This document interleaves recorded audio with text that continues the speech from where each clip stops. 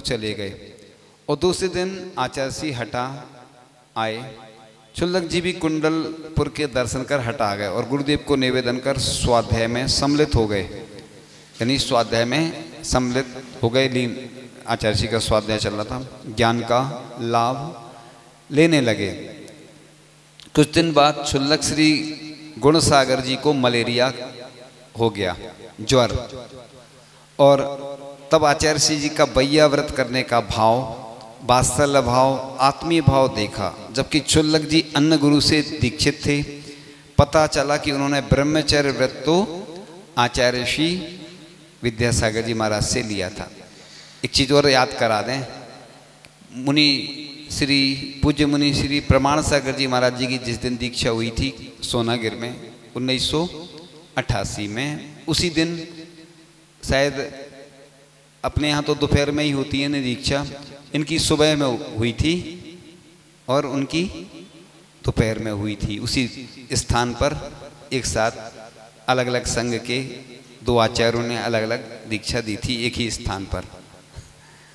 तो ये वही क्षुल्लक जी हैं जो आगे चलकर क्रमशः मुनि, फिर उपाध्याय और फिर आचार्य बनकर फिर समाधिस्थ हो गए। तो ब्रह्मचर्य व्रत तो आचार्य श्री से लिया था, आचार्य श्री विद्यासागर जी महाराज से। क्लियर करना पड़ता, लोग सोचें कौन से आचार्य, तो इसलिए बताना भी जरूरी रहता।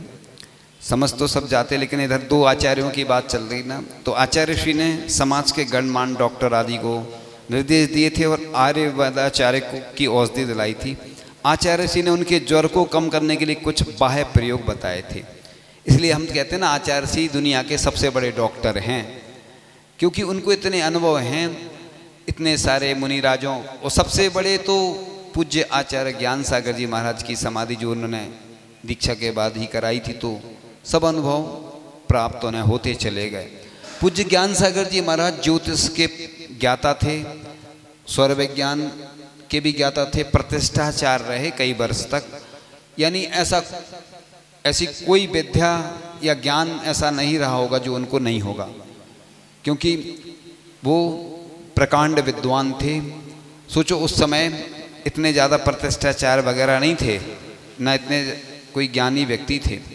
वो पूज्य ज्ञान सागर महाराज जी तो अन्य संघों में स्वाध्याय कराते थे साधुओं को, गृहस्थों को नहीं, साधुओं को। इतने ज्ञानवान थे वो। तो आचार्य श्री ने उनके ज्वर को कम करने के लिए कुछ बाह्य प्रयोग बताए थे, वह हम युवा लोग करते थे, उससे बुखार कम हो जाता। संघस्थ क्षुल्लकों की ड्यूटी भी आचार्य श्री ने लगाई थी। स्वयं सुबह शाम देखने आते थे। अब देखो, मुझे याद आ गया, बीना बारा की बात थी और बहुत ज़्यादा स्वास्थ्य खराब हो गया। बुखार के बाद बहुत ज़्यादा वीकनेस जैसी आ गई थी। और एक बार मैं लेटा हुआ था, शाम का समय था, और मुझे कुछ एहसास हुआ जैसे आचार्य श्री खड़े हों। मैंने देखा नहीं, और मैंने एकदम से उठ के देखा, मुझे कुछ आभास सा हुआ कि आचार्य श्री खड़े हों। देखा तो आचार्य श्री खड़े थे। तो आचार्य श्री खड़े थे तो हमने आचार्य श्री कहा, आई बैठिए बैठिए। हम लोगों की जमी खिसक जाती जब आचार्य श्री हमारे कमरे में आ जाएं, क्योंकि जिनकी हम लोग इतनी विनय करते हैं और सभी लोग करते हैं, और महाराज लोग आ जाते तो रहता है, लेकिन आचार्य श्री आ जाएं तो फिर अपने अपने हिसाब से उन्हें पूछा स्वास्थ्य वगैरह, और फिर वो चले गए। एक बार हम कमरे में बैठे थे, हमारा स्वास्थ्य खराब चल रहा था, और आचार्य श्री अचानक आ गए और मैं किसी से बात कर रहा था। अब हमें ऐसे लगा जैसे हमने कहा अब तो आचार्य श्री डांटेंगे, तुम ये मतलब बुखार बीमार हो और बात कर रहे हो, क्योंकि संघ में बहुत ज़्यादा अनुशासन रहता था। ऐसे आचार्य श्री के समक्ष या वैसे बात नहीं कर सकते ज़्यादा। और तो हमने कहा आइए आइए आचार्य श्री, तो नहीं पूछा उन्होंने और चले गए। हम लोग कई बार जैसे बुखार आदि है लेटे हैं तो आचार्य श्री खड़े खड़े पूछ के और चले जाते। वो ये नहीं बोलते मतलब कि अब वो बुखार आदि रहता तो कि उठ जाओ, या उस समय जैसी स्थिति रही ऐसी कई बार हुआ, 3-4 बार आचार्य जी देखने आए।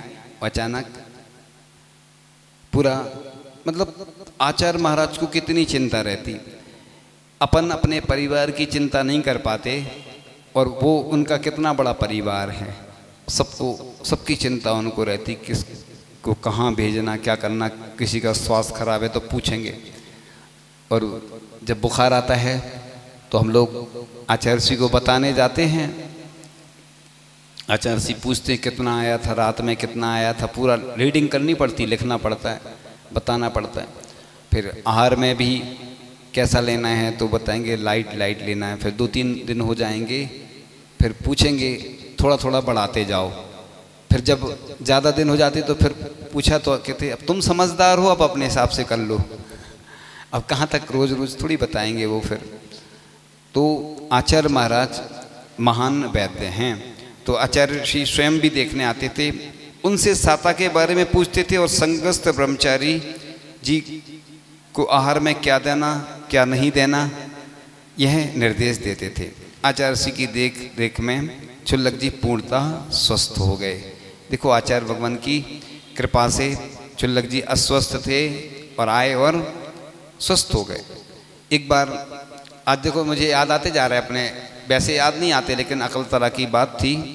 दाढ़ में बहुत दर्द हो रहा था, आचार्य श्री के पास गए, आचार्य श्री दाढ़ में दर्द हो रहा है तो आचार्य श्री बोले सरसों के तेल के कुल्ला कर लेना।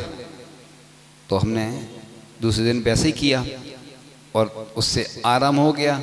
कई दिनों से परेशान थे, आचार्य श्री के पास जाने की हिम्मत नहीं जुटाते क्योंकि आचार्य श्री के पास जाने में डर भी लगता, और उसी 1-2 दिन में उसी दौरान बिहार भी हो गया।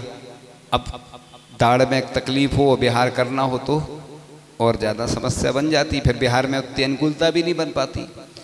एक बार जगदलपुर में आचार्य श्री को बताया हमने, आचार्य श्री घुटने में दर्द हो रहा है। आचार्य श्री बोले जल्दी ठीक कर लो, और छत पे मिले आचार्य श्री और नीचे आ गए। इतना बोला हम समझ गए कि अब बिहार होना है, मतलब आचार्य श्री कुछ नहीं बोलते, देखो गहरी सोच रहती उनकी, बस इतना संकेत देते हैं, बस वो जल्दी ठीक करो। तो कुछ लेप वगैरह लगाया और कुछ दिन में आराम हो गया और फिर बिहार भी हो गया। हमने कहा देखो आचार्य श्री का संकेत कि जल्दी ठीक करो। तो कई बार गुरु महाराज छोटे छोटे संकेतों में बड़ी बड़ी शिक्षाएं दे देते हैं, बस समझने वाला चाहिए। आचार्य श्री, हाँ, प्रमाण सागर जी महाराज जी ने सुनाया था एक बार शायद कि एक ब्रह्मचारिणी थी, कुछ हो गया तो आचार्य श्री ने कहा कि नहा की औषधि ले लेना, ऐसा कुछ था उसमें, और वो समझ नहीं पाई तो उसने स्नान कर लिया। फिर आचार्य श्री के पास गई, अच्छा ठीक है नहीं है, तो उसने फिर पूछा ऐसा ऐसा किया था। तो आचार्य श्री ने कहा ये नहीं बोला था, एक औषधि का नाम है नहा कोई आती है औषधि। तो इसी प्रकार से हो जाता है कई बार कि औषधि भी विवेक पूर्वक लेनी पड़ती है, नहीं तो रिएक्शन भी हो जाता है, एक्शन नहीं होता है। तो फिर आगे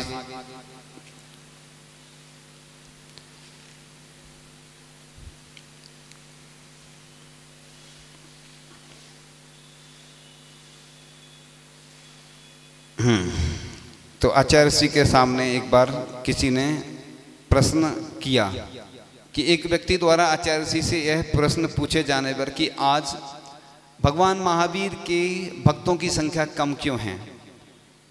उत्तर देते हुए उन्होंने कहा कि सस्ती चीज के ग्राहक अधिक होते हैं एवं विक्रेता हमेशा दुखी रहते हैं, जबकि महंगी चीज के ग्राहक कम होते हैं मगर विक्रेता सुखी रहता है। सब्जी बेचने वालों की दुकान पर अधिक भीड़ रहती है किंतु जौहरी की दुकान पर 2-4 आदमी ही रहते हैं।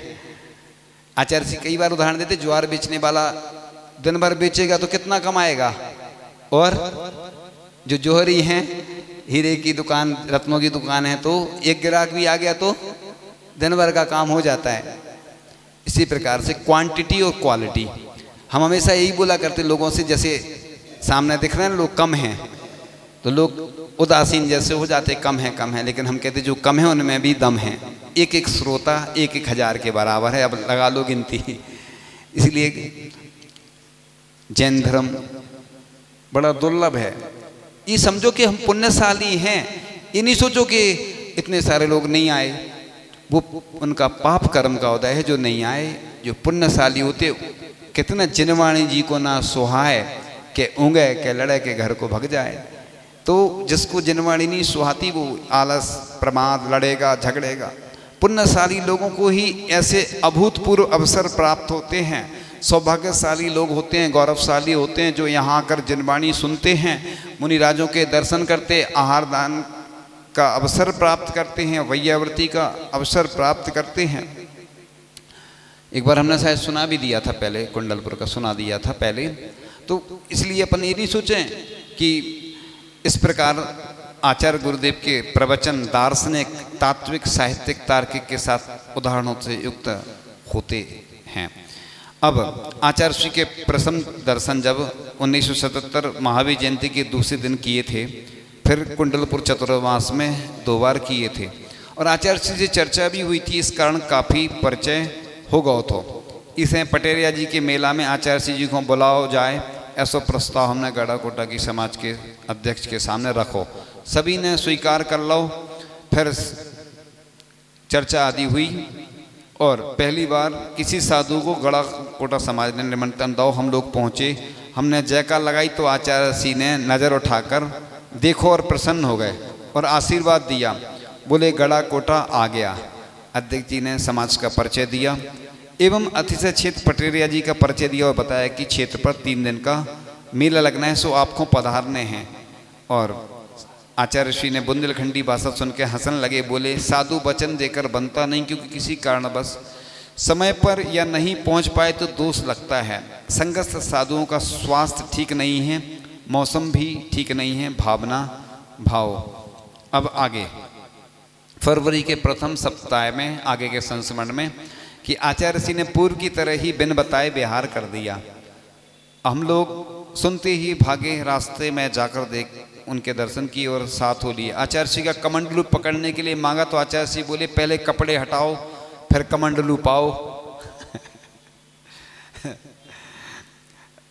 हम लोगों ने कहा आचार्य श्री इतनी ताकत हम लोगों में कहाँ है? तो बोले वह ताकत शरीर में नहीं आत्मा में होती है। आपने देखा होगा कि एक दुबला पतला व्यक्ति दांतों से ट्रक खींच लेता, देखा होगा, सुना होगा। आत्मा में अनंत शक्ति है, इसलिए दुबले पतले और मोटे से कुछ नहीं होने वाला। शरीर से आत्मा में अनंत शक्ति, उसको उद्घाटित करने की आवश्यकता है। तो हम लोगों ने कहा आचार्य श्री आप इतनी देर से और इतनी दूर से लेकर चले आ रहे हैं, थक गए होंगे। तो बोले मोक्ष मार्ग के उपकरण हैं, उनको उठाने में थकान नहीं आती। तो हम लोगों ने पूछा आचार्य श्री हम लोगों को कमंडलू नहीं पकड़ाने का क्या कारण है? हम लोग तो आपके भक्त हैं, लेके थोड़े ही भाग जाएंगे। तो गुरुदेव बोले असंयम आप लोगों का नीचे देखकर चलने का नियम तो होता नहीं, इसलिए फिर आगे किसी की बोलने की हिम्मत नहीं हुई। इस तरह से आचार्य भगवान हम लोगों की दीक्षा के बाद से ही कमंडल देना बंद कर दिया था। पहले तो देने लगे थे, बोलते थे कि लोग किडनैप कर लेते, कमंडल उठा ले जाते। फिर दूसरा लोग देख के नहीं चलते, हरी पे चलते, कहीं गंदगी में भी चलते। इसलिए आचार्य भगवान ने अपना कमंडल देना बंद कर दिया। अब अगले संस्मरण की श्रृंखला में आता है एक नया संस्मरण। 17 फरवरी 1978 की बात थी कि गढ़ाकोटा में प्रथम बार आचार्य श्री पधारे थे। तब उनके साथ में एक दर्शन सागर, योग सागर जी, क्षुल्लक नियम सागर जी, समय सागर जी तथा ब्रह्मचारी आदि चल रहे थे। दूसरे दिन जिन मंदिर में धूप में पाटा रखा हुआ था, आचार्य श्री वहाँ आकर विराजमान हो गए और स्वाध्याय प्रारंभ कर दिया। तब मैं भी पास में बैठ गया, बहुत देर तक बैठ रहा, उन्होंने नज़र तक नहीं उठाई। बात करने की इच्छा मन में कुलबुला रही थी, रहा नहीं गया। हम लोग भी जब स्वाध्याय करते लोग आते हैं, अब लोग सोचते कि महाराज जी कितनी देर तक करेंगे, सुबह उठ के चले जाते हैं। और जो स्वाध्याय प्रेमी होते वे बैठ जाते हैं, उनको अच्छा लगता है, तत्व चर्चा करने में आनंद आता है। लेकिन जो जिनको समझ में नहीं आता, कटलिस्ट विषय रहता और सोचते हम क्या करें, इसलिए प्रवचन स्वाध्याय में कम ही संख्या रहती है। कार्यक्रम आदि में तो संख्या बहुत दिखेगी आपको, लेकिन प्रवचन में लोग ठीक है। तो रहा नहीं गया तो मैंने एक प्रश्न पूछा, महाराज जी ग्रस्त को आत्मानुभूति हो सकती है क्या? तब आचार्य जी ने हमको देखा, फिर उत्तर दिया, ग्रस्त को तो शुद्धात्मानुभूति होती ही नहीं है। तो हमने सवाल किया कि शास्त्रों में तो चतुर्थ गुण स्थान वाले ग्रस्त को आत्मानुभूति होने के कई उल्लेख मिलते हैं। तब आचार्य जी बोले, क्या तुम एक भी ग्रंथ में ऐसा लिखा दिखा सकते हो? इस प्रश्न के उत्तर में मैंने कहा हाँ। तो आचार्य जी बोले, अच्छा एक बात बताओ, आत्मा की अनुभूति के समय कौन सा उपयोग होगा? मैंने कहा शुद्ध उपयोग। आचार्य जी ने हंसकर कहा, हाँ ठीक, शुद्ध उपयोग कौन से गुण स्थान में होता है? मैंने कहा पंडित टोडरमल जी की रहस्यपूर्ण चिट्ठी में ऐसा लिखा है कि चौथे गुण स्थान में शुद्ध उपयोग अंश रूप में होता है, आगे के गुण स्थान में अधिक अधिक होता है। तो आचार्य जी ने कहा, और कोई आचार्य प्रणीत ग्रंथ में आप ऐसा लिखा बता सकते हो? मैंने पुनः हाँ में उत्तर दिया। तो आचार्य जी बोले, ठीक है लेकर आओ। मैं चला गया और घर से बृहद द्रव्य संग्रह और प्रवचन सार लेकर आया। मुझे देखकर आचार्य जी बोले, अच्छा आप ले आए, दिखाओ। मैंने दोनों ग्रंथ खोलकर दिखाए। आचार्य जी ने प्रवचन सार की 9वीं गाथा की टीका मुझे दिखाते हुए पढ़ना शुरू की। मिथ्यात्व साधन मिश्र गुण स्थान में अशुभ उपयोग होता है, अविरत सम्यक दृष्टि देश व्रत प्रमथ संयत गुणस्थान में बढ़ते क्रम से शुभोपयोग होता है, एवं अप्रमत गुणस्थान से छील कसाय गुणस्थान तक शुद्ध उपयोग होता है, तथा संयोग केवली इन 2 गुणस्थानों में शुद्ध उपयोग का फल होता है। लो देखो और पढ़ो, यही ब्रह्मदेव सूर्य जी ने बृहद द्रव्य संग्रह में लिखा है। देखो इस प्रकार आगम प्रमाण आचार्य श्री द्वारा प्रस्तुत करने के बाद यह पुनः कहने का साहस नहीं हुआ कि गृहस्थ के शुद्ध उपयोग का अंश होता होगा। और आचार्य भगवान हमेशा लोगों को ऐसे अपने उदाहरण के माध्यम से, शास्त्रों के माध्यम से, दृष्टांत के माध्यम से वो दिखा देते हैं जिसका व्यक्ति साहस नहीं कर पाता है। अगले संस्मरण की कड़ी में रहली पटनागंज के प्रवास में 5-7 बार गया था। आचार्य श्री पटनागंज क्षेत्र पर ही रहते थे। आहार के लिए विधि लेकर सुनार नदी पार करके रहली जाते थे, वहाँ से आकर के सीधे पटनागंज आ जाते थे। एक दिन आचार्य श्री समय सार का पद्यानुवाद जो उन्होंने किया था वह पढ़ रहे थे, तो हम लोग पहुँच गए। आचार्य श्री ने लयबद्ध आवाज़ से पढ़ना बंद कर दिया, मन में ही पढ़ने लगे। तो हमने नमोस्तु करके कहा, आचार्य श्री आपकी वाणी तो सबको हितकारी है, बंद काय को कर दई? तो आचार्य जी बोले, माँ बच्चों की उम्र देखकर खिलाती पिलाती है, पात्र के अनुसार अनुपान कराने पर ही दीपन पाचन होता है, ऐ समय सार ग्रंथराज है। तो हमने कहा आचार्य जी आप भी समय सार पढ़ाते हैं, और एक व्यक्ति और हैं प्रसिद्ध हैं, वो हाँ जिनकी दृष्टि निश्चय की ओर रहती है, वे भी समय सार पढ़ाते हैं। उसमें क्या अंतर है? उनका सीडी से चलता है ना, सीडी से प्रवचन, तो क्या अंतर है? तो आचार्य जी बोले, गाथा में कोई अंतर नहीं है, सिर्फ अंतर आता है तो अर्थ में। वे लोग अर्थ बताने में भावों में परिवर्तन कर देते हैं, अर्थ का अनर्थ कर देते हैं। और एक दिन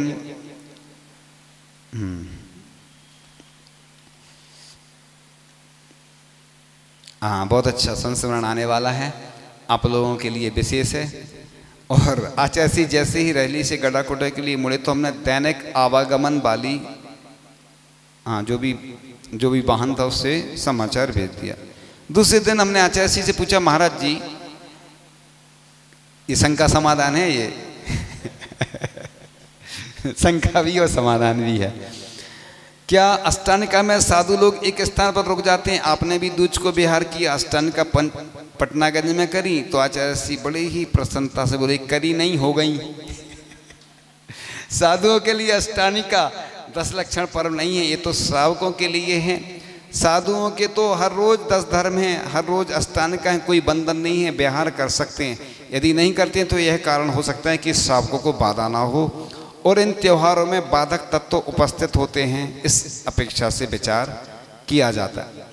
एक बार पंडित जी गए प्रवचन करने पर्युषण में 10 लक्षण पर्व।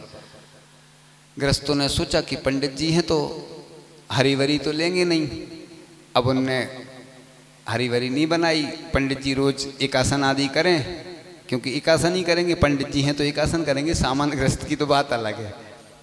अब बहुत दिन हो गए, पंडित जी को गर्मी बढ़ने लगी एकदम से, दिन भर मेहनत करे, सुबह पूजन कराए, फिर क्लास और ये और वो, तो अब समझ जाओ फिर क्या हुआ होगा। ऐसे हमारे संघ में भी आते थे एक पंडित जी, अब तो वो स्वर्गवासी हो गए हैं, प्रसिद्ध थे, हम नाम तो नहीं लेना चाहेंगे।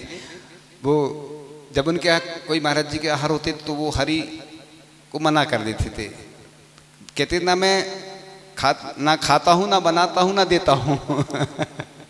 तो ऐसा नहीं होता है, साधु की अपनी अनुकूलता रहती है, जिसका जैसा त्याग होता है, और पंडित जी का अपना होता है, साधुओं का अपना होता है, इसलिए ऐसा कोई नियम नहीं रहता है, नियम अपनी अनुकूलता से लिए जाते हैं, तो ऐसा कोई नियम नहीं है। ये तो बुंदेलखंड में परंपरा है, ऐसी चल रही है कि लोग हरी नहीं लेते हैं, इसलिए कई लोग फिर कमेंट्स करते हैं कि सदा सुहागन रहे जा लौकी और दाल। ऐसा नहीं, अधिकांश लोग कमेंट्स करते हैं, मतलब कि संयमों की जो परिभाषा बन जाती है। लेकिन अब आजकल तो सूखी हरी आने लगी, हरी को भी सुखा देते हैं, क्योंकि हैं क्यों? अब ठीक है, युगाचार के माध्यम के हिसाब से वो भले ही हानिकारक हो, लेकिन अब जिसका जो नियम है तो वो तो पालन करेगा। अब जैसे कोई अष्टानिका में नहीं लेते, कई पर्युषण में नहीं लेते, सोमवार को नहीं लेते, और भी दिनों में हरि का त्याग करते, व्रत उपवास करते हैं। ये साधना है, ये साइंटिफिक रीज़न है, वैज्ञानिक कारण है। ये जैसे शुगर जिनको बढ़ जाती है, एक दिन मीठा नहीं खाएंगे तो शुगर कंट्रोल होती है। अपन क्या है, जैन धर्म की दृष्टि से बताओगे तो लोग नहीं समझेंगे इसको, ये बताओ बहुत फायदे वाली चीज़ है। हमारी तो आदत है, पूज्य सुधा सागर जी महाराज की अपन अनुचर हैं, वो कोई भी प्रतिमा हो, कोई क्षेत्र हो, कोई वस्तु की इतनी महिमा बता देते, लोगों को लगने लगता है ये तो हमारे फायदे वाली है। तो लोगों को हम तो फायदे वाली चीज़ बताते हैं, बस अपन को इससे मतलब नहीं रहता, अच्छी चीज़ बताने में क्या जा रहा अपना। तो अपन तो लोगों को इससे बताओ तरीके से, तो लोगों का त्याग भी हो जाएगा और फायदा भी होगा, और विकल्प भी नहीं आता।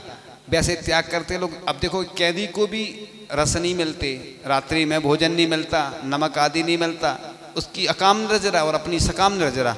अपन लोग जानबूझकर त्याग करते हैं, स्वयं चला करके कि आज इस रस का त्याग। मुनि महाराज खड़े खड़े होकर रस त्याग भी कर सकते हो, ले भी सकते हैं, इसलिए आप ऐसा नहीं सोचना अरे महाराज जी ने तो त्याग कर दिया था और ले लिया, और महाराज जी ने तो लिया था और त्याग हमारा खड़े खड़े में विचार बन जाता।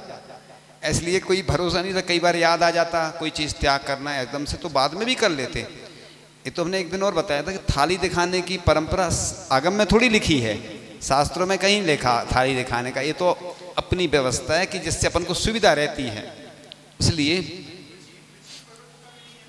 हाँ, इनका प्रश्न आया है शंका समाधान में कि पिछी परिवर्तन का, पहले गांव-गांव में लोग पिच्ची बनाकर रख लेते थे, जब चतुर्मास के बाद साधु आते थे तो वो चौके में ही नई पिच्ची देते थे, वो पुरानी अपनी रख लेते थे। लेकिन आचार्य ऋषि ने देखा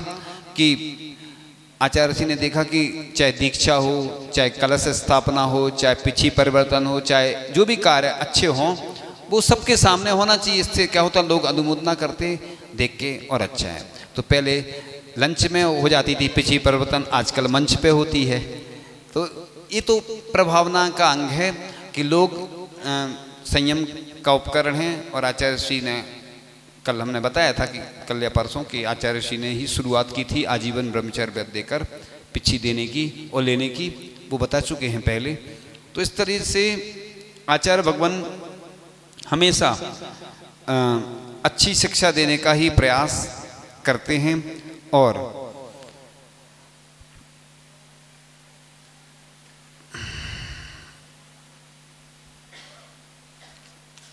आचार्य भगवान की कृपा से हम सभी लोग लालायत रहते हैं उसको पाने के लिए कि एक दिन, अगले संस्मरण की कड़ी में बस एक दिन ईश्वर चंद जी के यहाँ पर एक चमत्कार घटित हुआ। उनके घर में ऊपरी बाधा भयंकर बाधा होती थी, पूरी समाज को जब बात मालूम थी, उस बाधा से उनकी पत्नी भी बहुत बीमार रहती थी। इससे वे बड़े परेशान दुखी रहते थे। जब आचार्य ऋषि अभाना आए और भी आचार्य ऋषि से परिचित हो गए तो उनका चौका लगाने का भाव हुआ, किंतु उनको डर लगता था कि चौका कैसे लगाएं। जब समाज के लोगों ने कहा अब तो लगाओ, जो होगा सो देखी जाएगी, तो उन्होंने चौका लगा लो। आचार्य ऋषि के जौन देना आहार भय थे वो देना से ऊपरी बाधा बाहरी बाधा दूर हो गई, पत्नी भी ठीक हो गई और सारी परेशानी भी दूर हो गई। जो चमत्कार वो समय के सभी लोग आज तक जानते हैं, आज वे नहीं हैं किंतु परिवारजन हैं, सभी सुखी हैं। देखो हमारे आचार्य भगवान तो शुरू से ही अक्षयकारी चमत्कारी मनोहारी सर्वरोगहारी रहे हैं, इसलिए भले ही हाँ हाँ दुनिया के तुम रखवाले जाएं तो हम जाएं प्रभु कहाँ, तेरे दर पे खड़े हैं जाएं तो हम जाएं प्रभु कहाँ। मेरी डूबी भंवर में नैया, मेरी डूबी भंवर में नैया, नहीं तुम बिन कौन खिवैया। तुम दर्शन दे दो हमको, हम ढूंढ रहे हैं तुमको, ऐसे प्रभु बर को छोड़ कर जाएं तो हम जाएं प्रभु कहाँ। ड़मोकार है मंत्र निराला, ड़मोकार है मंत्र निराला, भक्त जपते इसकी माला, जो भी इसको मन से ध्याते उसके सारे कष्ट मिट जाते। ऐसे जिनवर को छोड़ कर जाएं तो हम जाएं प्रभु कहाँ।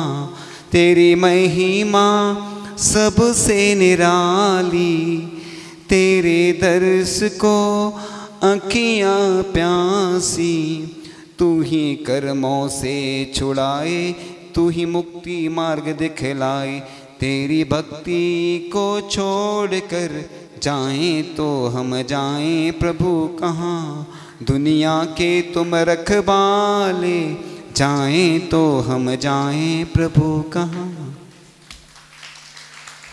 अगर आप लोगों के पास 5 मिनट का समय है तो ये योगाचार्य जी आए हैं। जब आचार्य जी का वो संयम स्वर्ण महोत्सव चल रहा था तो 50 स्थानों में भारत के इन्होंने बच्चों के लिए बहुत सारे योग बताए। तनाव से मुक्ति, जो आज बच्चे टेंशन में रहते हैं ना पढ़ाई के, ये प्रसिद्ध योगाचार्य हैं। और अभी यहाँ पे भोपाल में भी जब भावना योग लगा था उसमें रहे थे, और अभी पूज्य मुनि श्री प्रमाण सागर जी के पास भी भावना योग का जो शिविर लग रहा है उसमें जाने वाले हैं। तो 5 मिनट बस, क्योंकि ये लोग 1 घंटे पहले से आ जाते हैं, 1.5 घंटे हो गए तो हम ज़्यादा, लेकिन 5 मिनट में ही अपनी बात रख देंगे। क्योंकि ये ले लो, ये ले लो, ये ले लो, ये ले लो, नहीं ये ले लो, ये ले लो।